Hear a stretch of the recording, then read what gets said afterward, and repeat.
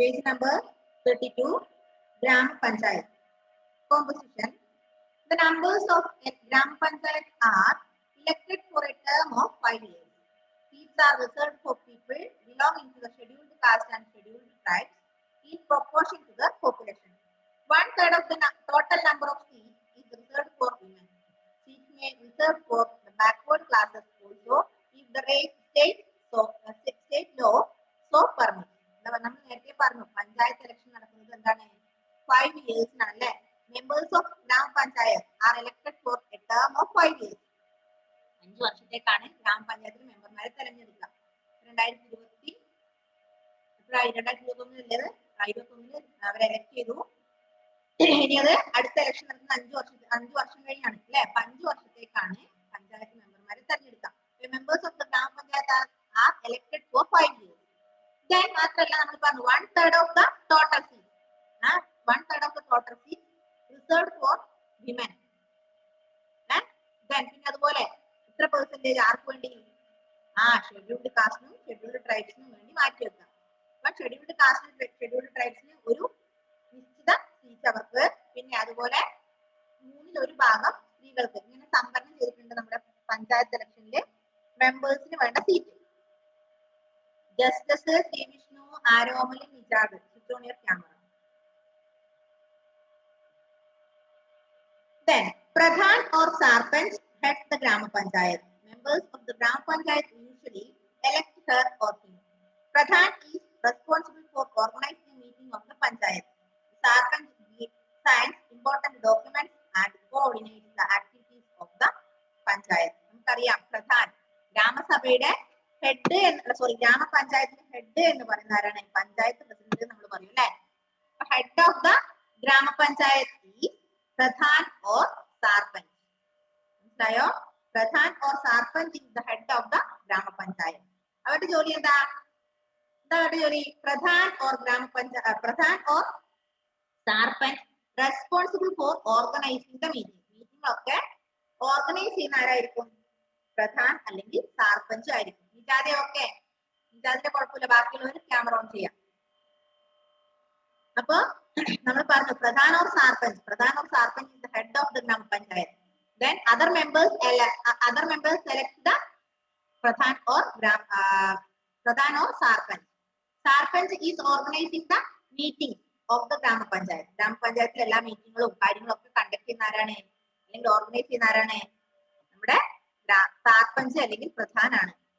ഇനി the grama panchayat also elects the deputy chairperson who officiates in the absence of pradhan. The village panchayat constitutes several committees to carry out the different responsibilities assigned to them. നമുക്കറിയാം, നമ്മൾ പറഞ്ഞു പഞ്ചായത്തിന്റെ president, അതിന് പഞ്ചായത്തിന്റെ ഹെഡിന് നമ്മൾ പറഞ്ഞ പേരാണ് പ്രധാൻ അല്ലെങ്കിൽ സാർപഞ്ച്. ഈ സാർപഞ്ച് അല്ലെ പ്രധാനെ സെലക്ട് ചെയ്യുന്നത് മറ്റുള്ള മെമ്പേഴ്സ് ആണ്, മറ്റുള്ള പഞ്ചായത്ത് മെമ്പർമാർ. എല്ലാവരും പഞ്ചായത്ത് മെമ്പറായിട്ടാണ് സെലക്ട് ചെയ്യുക. അതിനുശേഷം ഈ പഞ്ചായത്ത് മെമ്പർമാരിലൊക്കെ വെച്ചിട്ട് ഒരാളെ ആരായി സെലക്ട് ചെയ്യും? ഹെഡ് ഓഫ് ദ പഞ്ചായത്തായി സെലക്ട് ചെയ്യും. നമുക്കറിയാം, കഴിഞ്ഞ ഇലക്ഷനിൽ നിങ്ങൾ കണ്ടതാണ് അല്ലെ. ഓരോ വാർഡിനും ഓരോ മെമ്പർമാരെ വെച്ച് സെലക്ട് ചെയ്തു. ആ മെമ്പർമാരെല്ലാരും കൂടെ പഞ്ചായത്തിലേക്കുള്ള ഹെഡിനെ തെരഞ്ഞെടുത്തു അല്ലെ. ചെറുപുഴ പഞ്ചായത്തിൽ നമുക്കറിയാം ബാക്കി എല്ലാ മെമ്പേഴ്സും കൂടെ ആരെ തെരഞ്ഞെടുത്തു? അലക്സാണ്ടർ എന്ന് പറഞ്ഞ വ്യക്തി, അദ്ദേഹം ഒരു ടീച്ചറാണ്. കോഴിച്ചാൽ സ്കൂളിൽ നിന്ന് മറ്റോ റിട്ടയർഡ് ടീച്ചറാണ് അദ്ദേഹം. അദ്ദേഹത്തെ എല്ലാവരും കൂടെ ആരായി സെലക്ട് ചെയ്തു? പഞ്ചായത്ത് മെമ്പറായി സെലക്ട് ചെയ്തു. അപ്പം ഈ പഞ്ചായത്ത് മെമ്പർക്ക് എന്തെങ്കിലും ഒരു അഭാവം വന്നാൽ അതിന് പകരം ആര് വേണം? വേറൊരാൾ വേണം അല്ലെ. അപ്പൊ പാഞ്ച് അല്ലെങ്കിൽ സാർപഞ്ചിനെ എലക്ട് ചെയ്തു. അത് കൂടാതെ എന്ത് ചെയ്യും? Elect the deputy chairperson. ഒരു ഡെപ്യൂട്ടി ചെയർപേഴ്സണെ സെലക്ട് ചെയ്യും. ആ ഡെപ്യൂട്ടി ചെയർപേഴ്സൺ എന്താ? who officiate in the absence of Pradhan. Pradhan എന്തെങ്കിലും കാരണം ആബ്സെന്റ് ആയാൽ അദ്ദേഹത്തിന്റെ ഒഫീഷ്യൽ വർക്ക് ചെയ്യാൻ അല്ലെങ്കിൽ അദ്ദേഹത്തിന്റെ ഒഫീഷ്യൽ ഡ്യൂട്ടി ഏറ്റെടുക്കുന്ന വ്യക്തിയാണ് ആര്? Deputy chairperson. മനസ്സിലായില്ലേ? Next one, function. ഗ്രാമപഞ്ചായത്തിന്റെ ഫംഗ്ഷൻസ് നോക്കാം. The Grama Panchayat looks after social, economic, and cultural needs of the village. The Grama Panchayat is responsible for implementing the community development programs at the village level. Its functions are charge and collect taxes, tolls and fees locally. The maintained water sources village wells, tanks, pumps, street lighting, and drainage system. Development of agriculture, primary education, health and sanitation. Next one, to ensure social justice, welfare of children, settling disputes and generating employment in village. Then last one, to organize sports, run health centers and immunization program. Panchayatinte duty ennu parayunnathaane the Grama Panchayat looks after the social, economic, cultural needs of the village. Village inde ella social needs അല്ലെങ്കിൽ cultural needs, economic needs അതൊക്കെ നോക്കി നടത്തുന്നതാണ് ആര്? ഗ്രാമപഞ്ചായത്ത്. ഗ്രാമപഞ്ചായത്താണ് നമ്മുടെ സോഷ്യലായ കാര്യങ്ങൾ, social needs, സാമൂഹിക ആവശ്യങ്ങൾ, എക്കണോമിക് സാമ്പത്തികമായിട്ടുണ്ടാവുന്ന നമ്മുടെ ആവശ്യങ്ങൾ, കൾച്ചറൽ സാംസ്കാരികമായിട്ടുണ്ടാവുന്ന ആവശ്യങ്ങളൊക്കെ നിറവേറ്റുന്നത് ആരിലൂടെയാണ്? ഗ്രാമപഞ്ചായത്തിലൂടെയാണ്. അതാണ് അദ്ദേഹം നമ്മൾ പറഞ്ഞു അവരുടെ ഡ്യൂട്ടി ഫങ്ഷൻസ് പറയാണ്. ആരുടെ? നമ്മുടെ പഞ്ചായത്തിന്റെ ഫങ്ഷൻസ് നോക്കുക. ഒന്ന്, charge and collect tax. Tax charge ചെയ്യുക, ടാക്സ് ഈടാക്കുക, അതുപോലെ അത് കളക്ട് ചെയ്യുക. ഒരു കാര്യം ഞാൻ പറയാം, നിങ്ങൾക്ക് ആർക്കെങ്കിലും ക്യാമറ ഓൺ ആക്കാൻ ബുദ്ധിമുട്ടുണ്ടെങ്കിൽ നിജാദ് ഒഴികെ, നിജാദ് എന്നോട് ആദ്യമേ പറഞ്ഞിട്ടുണ്ട് എന്റെ ഫോൺ കംപ്ലൈന്റ് ആണ്, എനിക്ക് അവിടെ ക്യാമറ ഓൺ ആക്കാൻ കിട്ടുന്നില്ല എന്ന് നിജാദിന്റെ വീട്ടിൽ നിന്ന് പറഞ്ഞിട്ടുണ്ടായിരുന്നു. ബാക്കി ആരും തന്നെ എന്നോട് ഇതിന്റെ ഒരു കാര്യം പറഞ്ഞില്ല. നിങ്ങൾക്ക് എന്തെങ്കിലും കാരണവശാൽ ക്യാമറ ഓൺ ആക്കാൻ ബുദ്ധിമുട്ടുണ്ടെങ്കിൽ ക്ലാസ്സിൽ ലീവ് അടിച്ചു പോകുക.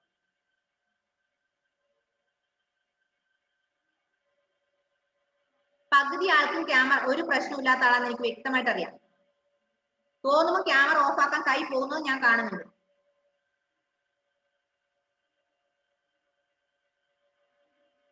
അങ്ങനെ നിങ്ങൾക്ക് ക്ലാസ്സിൽ ഇരിക്കാൻ ബുദ്ധിമുട്ടില്ലെങ്കിൽ നിങ്ങൾ ക്ലാസ് ലെഫ്റ്റ് അടിച്ചോ. ഞാൻ പാരന്റ്സിനെ ഞാൻ കോൺടാക്ട് ചെയ്യാം.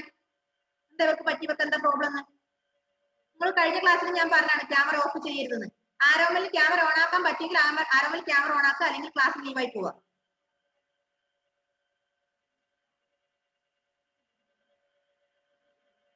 ക്ലാസ് കഴിഞ്ഞപ്പോൾ ഞാൻ ആരോമലിനെ വിളിക്കാം അവിടെ നിന്ന്. നിങ്ങളോട് എന്താ നിങ്ങൾക്ക് പറഞ്ഞ ഒരു ലേശം പോലും മര്യാദ ഇല്ലാത്തത്. ദേഷ്യപ്പെടാൻ വയ്യ, ദേഷ്യപ്പെട്ട കുഞ്ഞു മക്കളല്ലെന്ന് വെച്ച് കുറെയൊക്കെ ഞാൻ ക്ഷമിക്കുന്ന. ക്യാമറ ഓഫ് ആക്കരുതെന്ന് പറയുമ്പോൾ ഇപ്പഴാണ് അടുത്ത ആൾ ഓഫ് ആക്കുക.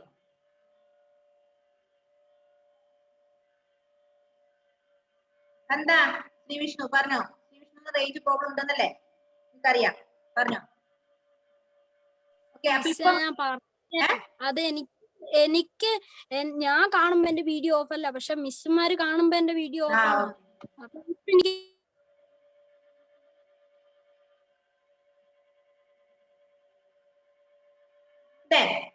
നെക്സ്റ്റ് വൺ, നമ്മൾ ഫസ്റ്റ് ഫംഗ്ഷൻ ഓഫ് ഗവൺമെന്റ് പറഞ്ഞു. Charge and collect taxes, tolls and fees locally. ലോക്കലായിട്ട് നമ്മുടെ ടാക്സ് ചാർജ് ചെയ്യുന്നതും അതുപോലെ ടാക്സ് കളക്ട് ചെയ്യുന്നതും ആരാണ്? ഈ പഞ്ചായത്തിന്റെ ഡ്യൂട്ടിയാണ്. രണ്ടാമത്തത്, maintain water sources, village Wells, tanks and pumps, street lighting and drainage system. വെള്ളത്തിന്റെ കാര്യങ്ങൾ ഒക്കെ മെയിൻറ്റെയിൻ ചെയ്യേണ്ടത് ഗ്രാമപഞ്ചായത്താണ്. അതുപോലെ വില്ലേജ് ടാങ്ക്സ്, നമുക്കറിയാം വില്ലേജുകളിൽ പൊതുവായ കിണറുകൾ ഉണ്ടാവാറുണ്ട്, എല്ലാവർക്കും വെള്ളം എടുക്കാൻ പറ്റുന്നത്. അത് ക്ലീൻ ചെയ്യുക, അതിനാവശ്യമായ മോട്ടോർ എന്തെങ്കിലും പ്രശ്നം വന്നാൽ അതൊക്കെ പരിഹരിക്കുന്ന ആരാണ്? പഞ്ചായത്താണ്. പിന്നെ സ്ട്രീറ്റ് ലൈറ്റിംഗ്, തെരുവ് വിളക്കുകൾ അവിടെ ഇവിടെയൊക്കെ സ്ഥാപിച്ചിട്ടുണ്ട് അല്ലെ. അതിന്റെ കാര്യങ്ങളൊക്കെ നോക്കുന്ന ആരാ?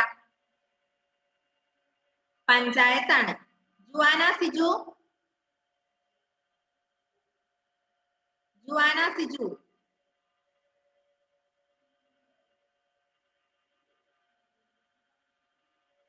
ക്ലാസ് കഴിയട്ടെ, ഞാൻ ഓരോരാളുടെ വീട്ടിലേക്ക് വിളിക്കാം കേട്ടോ. Then third one, development of agriculture, primary education, health and sanitation. അതായത് അഗ്രികൾച്ചർ ഡെവലപ്മെന്റ്, കൃഷി. പിന്നെ പ്രൈമറി എഡ്യൂക്കേഷൻ, പ്രാഥമിക വിദ്യാഭ്യാസം കൊടുക്കുക.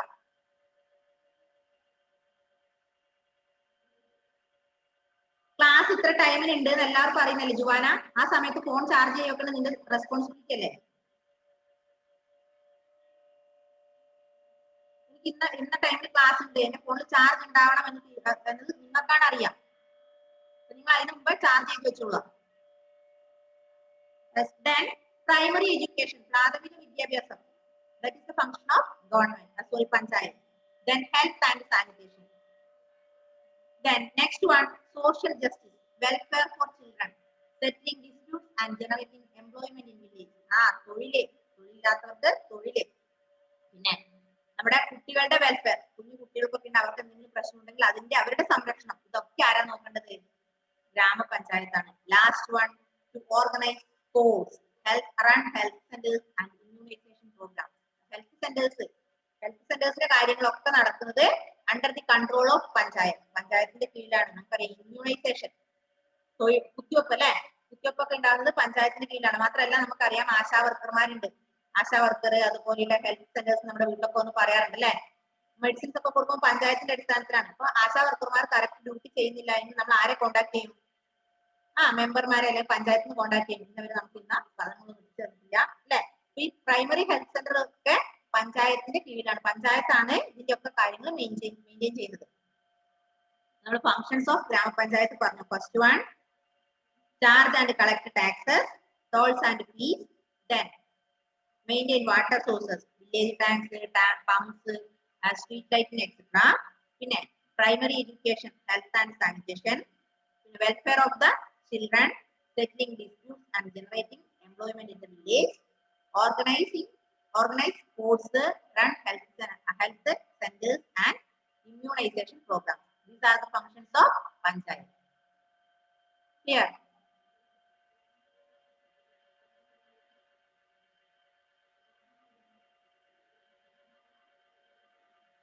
Source of income. പഞ്ചായത്ത് ഇങ്ങനെയുള്ള കാര്യങ്ങളൊക്കെ നടത്തണമെങ്കിൽ എന്ത് വേണം?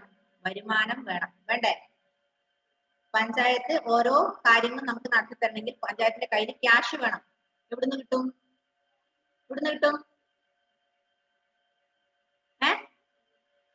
പഞ്ചായത്ത് ഞാൻ പറഞ്ഞു റോഡിന്റെ പണി നടക്കണമെങ്കിൽ, റോഡ് കോൺക്രീറ്റ് ചെയ്യണമെങ്കിൽ പഞ്ചായത്ത് റോഡ് കോൺക്രീറ്റ് ചെയ്യുന്നു. കോൺക്രീറ്റ് ചെയ്ത റോഡിന് മെയിന്റനൻസ് വർക്ക് ഉണ്ടെങ്കിൽ അത് പഞ്ചായത്ത് ഏറ്റെടുത്തു. ഇത്ര ലക്ഷം രൂപ പാസ്സാക്കി, അത് പഞ്ചായത്ത് അത് നമുക്ക് ചെയ്തു. പശു ഇത്ര ആൾക്കാർക്ക് സബ്സിഡി, 50% സബ്സിഡിയിലെ പാവപ്പെട്ടവർക്ക് പശു, അതിന്റെ ബാക്കി പൈസ എവിടുന്ന് കിട്ടും? ഇതൊക്കെ എവിടുന്നാ നോക്കാം. അതാണ് സോഴ്സ് ഓഫ് ഇൻകത്തിൽ പറയുന്നത്. നോക്കാം. The Gramapanchayat receives income from various sources such as taxes on houses, shops and fairs, registration fees on purchase and sale of cattle, sale of public property and grants from the state government. This money is spent on the welfare of the village. ഇങ്ങനെയുള്ള കാര്യങ്ങളൊക്കെ government ചെയ്യണമെങ്കിൽ, പഞ്ചായത്ത് ചെയ്യണമെങ്കിൽ പഞ്ചായത്തിന് കിട്ടുന്ന വരുമാനം ഇതാണ്. ഒന്ന്, എന്താ? Tax on houses. വീടിന്റെ കെട്ടിടത്തിന്റെ ടാക്സ്, ബിൽഡിംഗ് ടാക്സ് ഉണ്ടല്ലോ. വീട് 1000 സ്ക്വയർ ഫീറ്റിൽ കൂടുതലായാൽ ആ വീടിന് എന്തടയ്ക്കണം? ടാക്സ് പേ ചെയ്യണം. കുഞ്ഞു വീടാണെങ്കിൽ വേണ്ട, 1000 സ്ക്വയർ ഫീറ്റ് ആണെന്ന് ഞാൻ വിചാരിക്കുന്നു. 1000 square feet, I think then 1000 square feet ഒക്കെ ഉള്ള വീട് 1000 കൂടുതലാണെന്ന് തോന്നുന്നു. അത്ര ഉണ്ടെങ്കിൽ ഓരോ വീടും നമ്മൾ ഇത്ര പെർസെന്റേജ് വെച്ച് ടാക്സ് അടക്കണം. ആ ടാക്സ് ആർക്കാണ് കിട്ടുക? അത് പോകുന്നത് നമ്മുടെ പഞ്ചായത്തിലേക്കാണ്. പിന്നെ ഷോപ്സ് ആൻഡ് ഫെയർ, ഷോപ്സ് ഒക്കെ നടക്കും, ഷോപ്പിന്റെ ടാക്സ് ആ ചാർജ്, അതുപോലെ ഫെയർ നടക്കുമ്പോൾ അവിടുത്തെ ചാർജ്. പിന്നെ രജിസ്ട്രേഷൻ ഫീ, ഓരോന്ന് രജിസ്റ്റർ ചെയ്യുമ്പോൾ ഇത്ര ഫീ വെച്ച് നമ്മൾ പഞ്ചായത്തിൽ അടക്കുന്നുണ്ട് ഇല്ലേ. മാരേജ് ഒക്കെ രജിസ്റ്റർ ചെയ്യാൻ പോയി കഴിഞ്ഞാൽ അത്ര ചെറിയൊരു ഫീ അവർ വാങ്ങും. ആ ഫീ ഒക്കെ പോകുന്നത് പഞ്ചായത്തിലേക്കാണ്. അത് കൂടാതെ സെയിൽ ഓഫ് പബ്ലിക് പ്രോപ്പർട്ടി, എന്താ പബ്ലിക് പ്രോപ്പർട്ടി, പൊതു സ്വത്ത് വിൽക്കുമ്പോൾ അതിൽ നിന്നുള്ള പണം. പിന്നെ grants from the state government, അത് കൂടാതെ സ്റ്റേറ്റിൽ നിന്ന്, സംസ്ഥാനത്ത് നിന്ന് ഗ്രാന്റ് കിട്ടും. ഓരോ സംസ്ഥാനത്തും അതിൽ നിന്ന് ഗ്രാന്റ് കൊടുക്കും. ഇതൊക്കെയാണ് ഏതിന്റെ വരുമാനം? നമ്മുടെ പഞ്ചായത്തിന്റെ ഇൻകം എന്ന് പറയുന്നത്. പഞ്ചായത്തിൽ പല തരത്തിലുള്ള panchayat have done different types of good things. Different types of works are here. Then panchayat gained income from tax on houses, then registration fee, grants from the state government, then sale of public property, etc. Clear? പഞ്ചായത്തിന് ഈ പണിയൊക്കെ നടത്താനുള്ള പണം കിട്ടുന്നത് പഞ്ചായത്ത് ഈ കാര്യങ്ങളിലൂടെയൊക്കെയാണ് panchayat നേടിയെടുക്കുന്നത്. Next one, ന്യായ panchayat. Village ലെവലിലുള്ളതാണ്. നമ്മൾ 3 എണ്ണം പറഞ്ഞു. ഒന്ന് ഗ്രാമസഭ, ഗ്രാമപഞ്ചായത്ത്, ന്യായ പഞ്ചായത്ത്. അപ്പൊ വില്ലേജ് ലെവലിലാണ് കേട്ടോ ഇത് 3. ന്യായ പഞ്ചായത്ത് എന്താ നോക്കാം. ന്യായ panchayat is like a local court. It is an important part of the panchayat system. Its purpose is to settle minor disputes and provide justice quickly. there is one Nyaya Panchayat for 4 to 5 villages. Members of the Nyaya Panchayat are elected by the Gram Panchayat. However, a member of Gram Panchayat cannot be a member of the Nyaya Panchayat. എന്താ പറഞ്ഞേ? Nyaya Panchayat എന്ന് പറഞ്ഞത് it is like a local court. ഒരു ചെറിയ local കോടതിയാണ് ഏത് Nyaya Panchayat. Nyaya Panchayat is like a local court. It is an important part of the Panchayat system. Panchayat സിസ്റ്റത്തിന്റെ പഞ്ചായത്ത് സമ്പ്രദായത്തിന്റെ ഒരു ഇമ്പോർട്ടന്റ് പ്രധാനപ്പെട്ട ഭാഗമാണ് ഇത് ന്യായ പഞ്ചായത്ത്. മാത്രമല്ല it is like A local court. ഒരു ലോക്കൽ കോർട്ടാണ് ഇത് നമ്മുടെ ന്യായ പഞ്ചായത്ത്. അവിടെ പറയണം എന്താ അറിയോ? there is one ന്യായ പഞ്ചായത്ത് for 4 to 5 villages. 4-5 ഗ്രാമങ്ങൾക്ക് കൂടിയാണ് ഒരു ഗ്രാമപഞ്ചായത്ത്. മനസ്സിലായോ? ഒരു ന്യായ പഞ്ചായത്ത് എന്ന് പറയുന്നത് 3-4 അല്ലെങ്കിൽ 4-5 വില്ലേജിന് കൂടി ഒരു ന്യായ പഞ്ചായത്ത്. മാത്രമല്ല members of the ന്യായ പഞ്ചായത്ത് are elected by ഗ്രാമപഞ്ചായത്ത്. ന്യായ പഞ്ചായത്ത് മെമ്പർമാരെ തിരഞ്ഞെടുക്കുന്ന ആരാണ്? ഗ്രാമപഞ്ചായത്താണ്. ഗ്രാമപഞ്ചായത്താണ് ന്യായ പഞ്ചായത്തിലേക്കുള്ള മെമ്പർമാരെ സെലക്ട് ചെയ്യുക. പിന്നെ ഒരു കാര്യം കൂടി ഉണ്ട്, എന്താ അറിയോ? എ മെമ്പർ ഓഫ് ഗ്രാമപഞ്ചായത്ത് cannot be member of ന്യായ panchayat.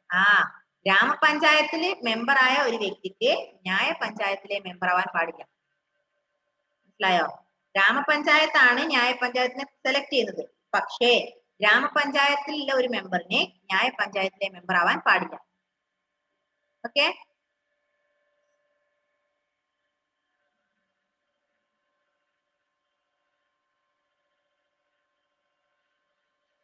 next paragraph. The Nyaya Panchayat can pass judgments on petty, civil and criminal cases.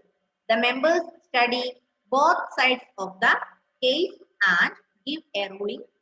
The Nyaya Panchayat, however, can only impose fines. It cannot send a person to jail. The process of justice is swift, simple and inexpensive. If a person feels that he or she has not received justice in a Nyaya Panchayat, then an appeal can be made at a higher court of justice. എന്താ പറഞ്ഞേ? ന്യായ പഞ്ചായത്ത് എന്ത് ചെയ്യുന്നു? ന്യായ panchayat can pass judgments on petty. ചെറിയ judgements, petty judgements ഒക്കെ ആയിരുന്നു അത് ന്യായ പഞ്ചായത്താണ് പാസ് ചെയ്യുക. അതായത് സിവില്, ക്രിമിനൽ കേസില്. നമ്മൾ ഓൾറെഡി പറഞ്ഞു കഴിഞ്ഞു, ന്യായ പഞ്ചായത്ത് എന്ന് പറയുന്നത് ലോക്കൽ കോർട്ടാണ് അല്ലെ. ചെറിയ ചെറിയ കാര്യങ്ങളൊക്കെ ആര് ഡീൽ ചെയ്യും? ന്യായ പഞ്ചായത്ത് ഡീൽ ചെയ്യും. The members study both sides of the case and give a ruling. ചെയ്യും both sides, രണ്ട് ഭാഗവും ആര് പഠിക്കും? ഇവര് പഠിക്കും. The ന്യായ panchayat however only impose fine. ന്യായ പഞ്ചായത്ത് എന്താ ചെയ്യാ? ചെറിയൊരു ഫൈൻ മാത്രമേ ഈടാക്കുള്ളൂ. നിങ്ങൾ തെറ്റ് കണ്ടാൽ ഒരു ചെറിയ ഫൈൻ ഈടാക്കും, അത്രേ ഉള്ളൂ.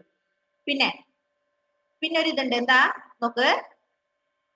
If a person feels that he or she has not received justice, ആർക്കെങ്കിലും എന്താ പറയാ ജസ്റ്റിസ് കിട്ടിയില്ല എന്നുണ്ടെങ്കിൽ, ഈ ന്യായ പഞ്ചായത്തിൽ നിന്ന് ആർക്കെങ്കിലും ജസ്റ്റിസ്, നീതി കിട്ടിയില്ല എന്നുണ്ടെങ്കിൽ we can appeal higher court of justice. അങ്ങോട്ട് പോകാം, ഹയർ കോർട്ടിലേക്ക് പോകാം. ന്യായ പഞ്ചായത്ത് എന്ന് പറയുന്നത് ഇവിടെ ഗ്രാമപഞ്ചായത്തിന്റെ വില്ലേജ് ലെവലിൽ വരുന്നതാണ്. വില്ലേജ് ലെവല് 3 ഉണ്ട്: ഗ്രാമപഞ്ചായത്ത്, ഗ്രാമസഭ, ന്യായ പഞ്ചായത്ത്. ന്യായ പഞ്ചായത്ത് എന്ന് പറഞ്ഞ ഒരു ലോക്കൽ കോർട്ടാണ്. അത് നമ്മുടെ പഞ്ചായത്തിന്റെ ഭാഗമാണ്. മാത്രല്ല നമ്മൾ പറഞ്ഞു എന്താ പറഞ്ഞേ? ന്യായ പഞ്ചായത്ത് പാസ് ജഡ്ജ്മെന്റ് അല്ലെ, civil and criminal cases. Then if a person feels that we are not received justice, we can appeal the higher court of justice. Okay, മനസ്സിലായില്ലേ? അപ്പൊ വില്ലേജ് ലെവലിലെ 3 മനസ്സിലായോ? ഗ്രാമസഭ, ഗ്രാമപഞ്ചായത്ത്, ന്യായ പഞ്ചായത്ത്. ഇനി അടുത്തത് ബ്ലോക്ക് ലെവൽ ഉണ്ട്, അതുപോലെ തന്നെ ഡിസ്ട്രിക്ട് ലെവലും ഉണ്ട്.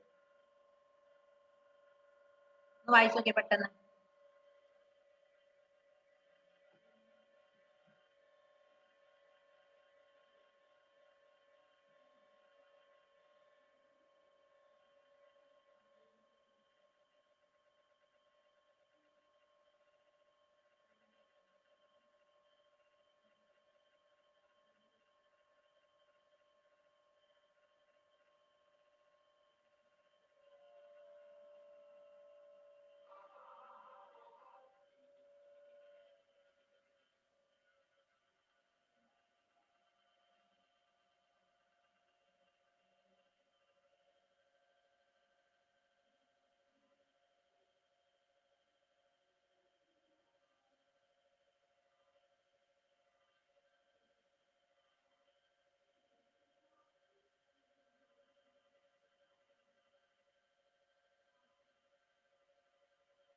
അഫ്രാസെ വായിച്ചേ, അഫ്രാസെ ഇത്ര പെട്ടെന്നൊന്നും വായിച്ചു കഴിയാനായിട്ടില്ല.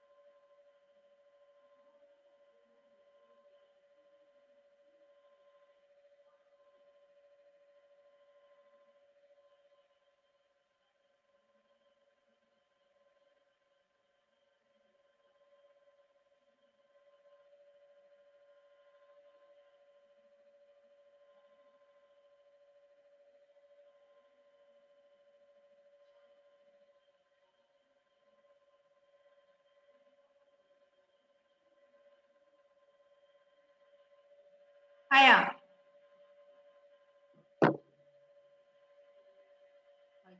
ജോയൽ വായിച്ചു കഴിഞ്ഞാണ് ഇത്ര പെട്ടെന്ന്? ജോയലിനെ കൊണ്ട് ഞാൻ വായിപ്പിച്ചു നോക്കട്ടെ. ഈ 2 മിനിറ്റ് കൊണ്ട് ഇത്രയും വായിച്ചു കഴിയുമെന്ന്? ജോയൽ വായിച്ചിട്ടില്ല. ജോയൽ വായിക്കി, ടെക്സ്റ്റ് വായിക്കി. നിങ്ങൾ എന്താ വിചാരിച്ച കള്ളത്തരം പറയുമ്പോ എനിക്ക് മനസ്സിലാകുന്നില്ല. ഞാൻ എല്ലാം വിശ്വസിക്കുന്നുണ്ടെന്നാ.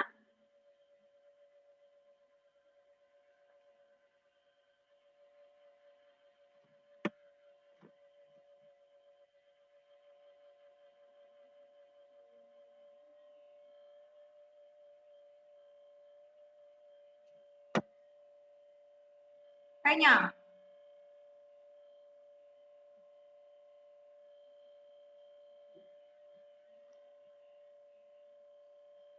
Next one block level. First one village level നമ്മൾ പറഞ്ഞു. അടുത്തത് ബ്ലോക്ക് ലെവൽ. ഒന്നാമത്തത് ബ്ലോക്ക് സമിതി. ബ്ലോക്ക് ലെവലിൽ ഒന്നാമത്തത്. The block committee is given different names in different states. For instance, it is called Anjalik Parishad in West Bengal, Kshetra Samiti in Uttar Pradesh, and Mandal Panchayat in Karnataka. However, its functions in all the states are more or less the same. It works as essential link between the Gram Panchayat and the Zilla Parishad. Block സമിതി എന്ന് പറഞ്ഞാൽ എന്താ? Block സമിതിയുടെ പലതരം നമ്മുടെ സ്റ്റേറ്റിലൊക്കെ ഓരോ സ്റ്റേറ്റിനും ഓരോ പേരാണ് ബ്ലോക്ക് സമിതിക്ക് പറയാം. നമ്മളിവിടെ ബ്ലോക്ക് സമിതി എന്ന് പറയുന്നു. പക്ഷെ അത് വെസ്റ്റ് ബംഗാൾ ബ്ലോക്ക് സമിതിക്ക് എന്ന് പറയുന്ന പേരെന്താ? Angelique Parishad. Angelique Parishad in west Bengal. ക്ഷേത്ര സമിതി ഇൻ ഉത്തർപ്രദേശ്. ഉത്തർപ്രദേശിലെ ഈ ബ്ലോക്ക് സമിതിക്ക് പറയുന്ന പേരാണ് എന്ത്? ക്ഷേത്ര സമിതി. ഇനി കർണാടകയിലോ? കർണാടകയിലെ ബ്ലോക്ക് സമിതിയുടെ പേരാണ് Mandal panchayat. There are different names of block panchayat in different states. ഓരോ സ്റ്റേറ്റിലും പല പേരിലാണ് ബ്ലോക്ക് പഞ്ചായത്ത് അറിയപ്പെടുക. അതായത് വെസ്റ്റ് ബംഗാളിലെ ബ്ലോക്ക് സമിതി is known as Angelique Parishad. Then Uttar Pradesh it is known as ക്ഷേത്ര സമിതി. Then Karnataka it is known as Mandal panchayat. Okay. ഇനി ഇതിങ്ങനെ വേറെ വേറെ പേരിൽ അറിയപ്പെടുന്നുണ്ടെങ്കിലും ഏകദേശം ഇതിന്റെ ഒക്കെ ഫങ്ഷൻസ് സെയിം ആണ്. മനസ്സിലായോ? നമ്മൾ ഈ പറയുന്ന ബ്ലോക്ക് സമിതിക്ക് പിന്നെ വെസ്റ്റ് ബംഗാളിൽ അഞ്ജലിക് പരിഷത്ത് എന്ന് പറയുന്നു, ഉത്തർപ്രദേശിലെ ക്ഷേത്ര സമിതി എന്ന് പറയുന്നു, പിന്നെ കർണാടകയിൽ മണ്ഡൽ പഞ്ചായത്ത് എന്ന് പറയുന്നു. ഇങ്ങനെയൊക്കെ പറഞ്ഞാലും ഇതിന്റെ ഒക്കെ ഫങ്ഷൻ, ഇതൊക്കെ ചെയ്യുന്ന ധർമ്മം എന്ന് പറഞ്ഞ ഏറെക്കുറെ ഒരുപോലെ തന്നെയാണ്. ഏകദേശം ഒരുപോലെ തന്നെ ആണ്. പിന്നെ നോക്ക്, it works as an essential link between the ഗ്രാമപഞ്ചായത്ത് ആൻഡ് ജില്ലാ പരിഷത്ത്. അതിന്റെ വർക്ക് എന്താ? ഗ്രാമപഞ്ചായത്തും ജില്ലാ പരിഷത്തും അല്ലെ. എസെൻഷ്യൽ ലിങ്ക് ബിറ്റ്വീൻ ഗ്രാമപഞ്ചായത്ത് ആൻഡ് ജില്ലാ പരിഷത്ത്. അതിന്റെ കോമ്പോസിഷൻ നോക്കാം. Members of the block samiti are also elected. Besides the elected members, the chairperson of the all gram panchayat, members of the state legislatures, Vidhan Sabha or Vidhan Parishad, and members of parliament, Lok Sabha or Rajya Sabha, who have been elected from that area also form a part of the block committee. മനസ്സിലായേ? Members of block samiti are also elected. Block സമിതിയിലേക്കും മെമ്പർമാരെ elect ചെയ്യുന്നു അല്ലെ? Besides the elected members the chairperson of all of the gram panchayat. മെമ്പർമാര് കൂടാതെ, ഈ മെമ്പർമാര് കൂടാതെ, ഇത് പഞ്ചായത്തിലെ അല്ലെങ്കിൽ സെലക്ട് ചെയ്ത മെമ്പർമാര് കൂടാതെ ആരും കൂടി ഉണ്ടാവും? ചെയർപേഴ്സൺസും കൂടെ ഉണ്ടാവും. മനസ്സിലായില്ലേ? Chairpersons also elected. Then member of state legislature, അതാണ് വിധാൻസഭ. മെമ്പർ ഓഫ് പാർലമെന്റ്, അതാണ് Lok Sabha and Rajya Sabha. Then who have been elected from that area also form part of the block committee. അപ്പൊ ബ്ലോക്ക് സമിതിയുടെ ഭാഗം ഏതൊക്കെ കൂടിയാണ് ബ്ലോക്ക് സമിതി? ബ്ലോക്ക് സമിതി എന്ന് പറഞ്ഞാല് പഞ്ചായത്ത് മെമ്പർമാരുണ്ട്, പിന്നെ ചെയർപേഴ്സൺസ് ഉണ്ട്, അതുകൂടാതെ മെമ്പേഴ്സ് ഓഫ് സ്റ്റേറ്റ് ലെജിസ്ലേച്ചർ, വിധാൻസഭയിലെയും വിധാൻ പരിഷത്തിലെയും മെമ്പേഴ്സ് ഉണ്ട്, പിന്നെ member of Lok Sabha and Rajya Sabha, Rajya Sabha Lok Sabha മെമ്പർമാര്. who have been elected from the area, from that area also form a part of the block committee. ഓരോ ഏരിയയിൽ നിന്ന് സെലക്ട് ചെയ്യുന്ന member of parliament M P, അതുപോലെ member of legislative assembly MLA, അതുപോലെ chairpersons, members, ഇവരൊക്കെ കൂടി ചേർന്നാണ് എന്ത് വരിക? ബ്ലോക്ക് സമിതി. ഒന്ന് വായിച്ചു നോക്കി പെട്ടെന്ന് ആ ഒരു paragraph.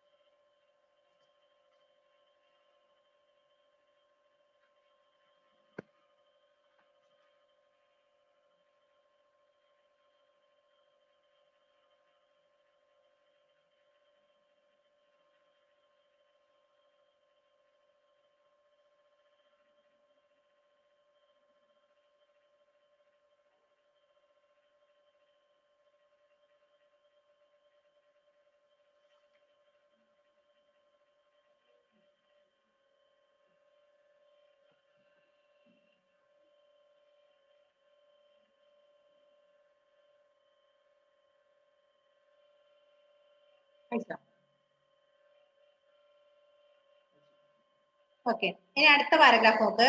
To ensure proper representation of all sections of society in a block committee, seats are reserved for scheduled caste and scheduled tribes.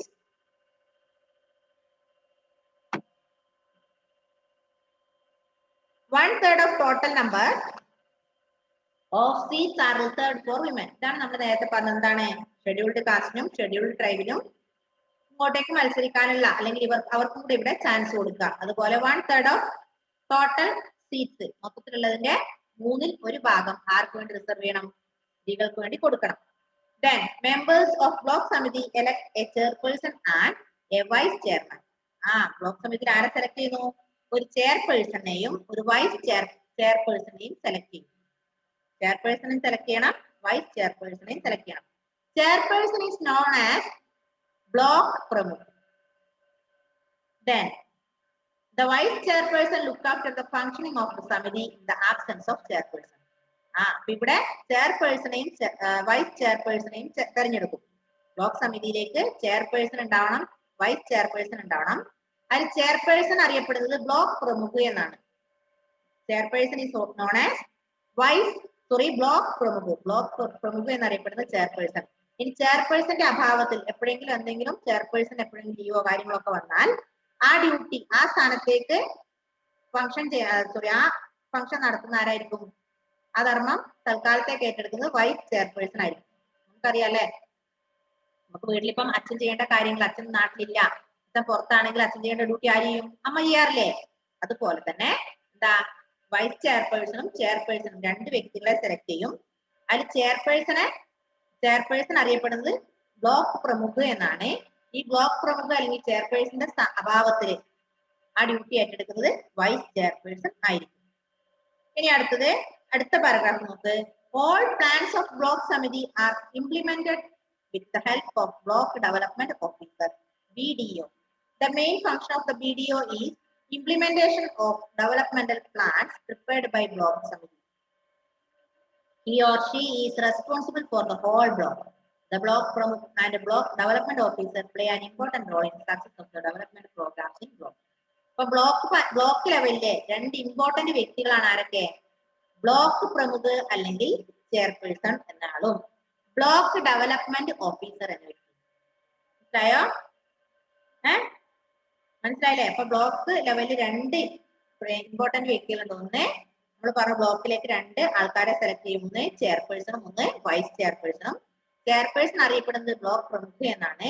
Vice chairperson അതായത് ബ്ലോക്ക് പ്രമുഖിന് എന്തെങ്കിലും ഒരു അഭാവം വന്നാൽ, എന്തെങ്കിലും ഒരു ലീവോ കാര്യങ്ങളൊക്കെ വന്നു കഴിഞ്ഞാൽ ആ ഡ്യൂട്ടി തൽക്കാലം ആരെ ഏറ്റെടുക്കും? ആ ചാർജ് വൈസ് ചെയർപേഴ്സൺ ഏറ്റെടുക്കും.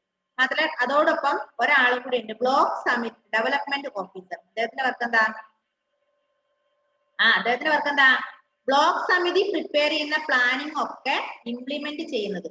ബ്ലോക്ക് ഇപ്പൊ എന്തെങ്കിലും ഒരു കാര്യം വീട് പാസ്സാക്കി വിചാരിക്കാം, ബ്ലോക്കിൽ നിന്ന് നമുക്കൊരു വീട് പാസ്സായി അല്ലെങ്കിൽ ഒരു എന്തെങ്കിലും ഒരു സംഭവം നമുക്ക് ആനുകൂല്യം നമുക്ക് കിട്ടിയാൽ അത് ഇംപ്ലിമെന്റ് ചെയ്യുന്നത് ആരാണ്? ബ്ലോക്ക് തന്നു നോട്ട് നമ്മൾ വെറുതെ എനിക്ക് ബ്ലോക്ക് വീട് തന്നിട്ടുണ്ട് പൈസ തന്നിട്ട് പോയാൽ കിട്ടുമോ? ഇല്ല. അത് ഇംപ്ലിമെന്റ് ചെയ്യേണ്ടത് BDO ആണ്, അല്ലെങ്കിൽ ബ്ലോക്ക് ഡെവലപ്മെന്റ് ഓഫീസർ ആണ്. ഓക്കെ, ഇപ്പൊ ഒരു കാര്യം ചെയ്യാം, 5 മിനിറ്റും കൂടി ഉണ്ട്. നിങ്ങള് ഒരു 10 മിനിറ്റ് കഴിഞ്ഞ് ജോയിൻ ചെയ്യാം. 2 മിനിറ്റ് ആയില്ല, അപ്പൊ നിങ്ങൾക്ക് തന്നെ മുഷിപ്പുണ്ട് എന്ന് എനിക്കറിയാം. അതുകൊണ്ട് 10 മിനിറ്റ്സ് എടുക്കുക, ജോയിൻ ചെയ്യാം കേട്ടോ. Okay, bye bye.